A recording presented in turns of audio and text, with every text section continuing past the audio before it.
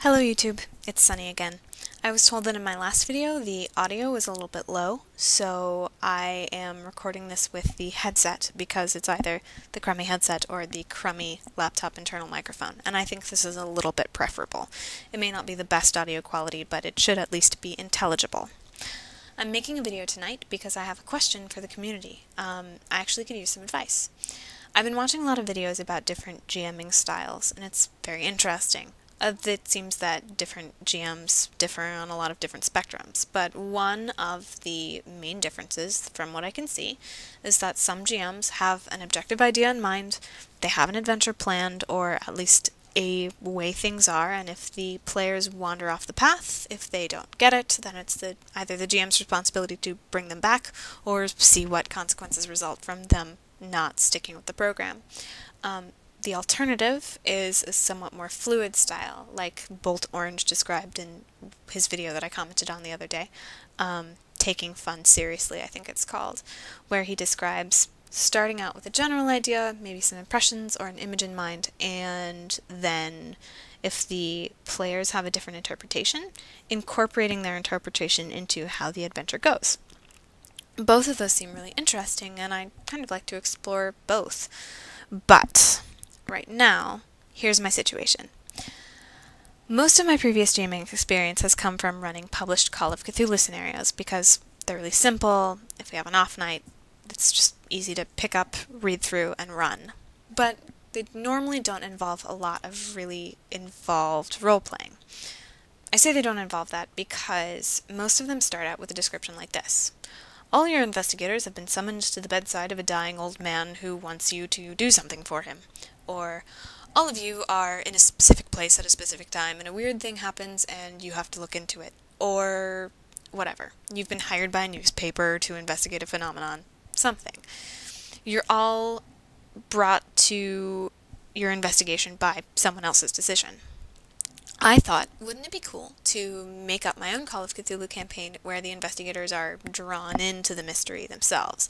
And so I decided to do that. I ran the idea by my players, modern campaign set at Miskatonic University. They said, that sounds cool, so I started working on it.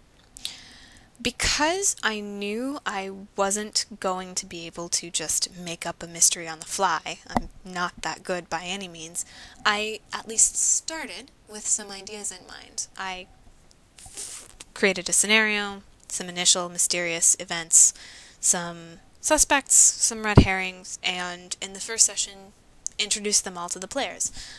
This required a lot more flexibility than I'm even used to having to use because I had to get the players in situations where they could meet the clues and the suspects. That's an interesting challenge in and of itself. So I got to hear what the players were thinking in the first session. They have some clues about what's going on, but like any person who's ever watched a long-running TV show centered around a mystery, it's entirely possible to have a lot of interesting build-up without a satisfying conclusion. Now, going into the next session, which will probably be on Sunday, I'm trying to figure out how exactly I should conclude the mystery. I'm sort of dithering between the two sort of alternate styles of GMing. I have a solution in mind for my mystery. I know what I intended to have happen, and it seems like the players are at least partly onto that situation. So, in the next session, I could be doing my damnedest to steer them towards that particular solution. If they don't pick up on it and they're too late, the evil occult ritual goes forward, then, then they're SOL.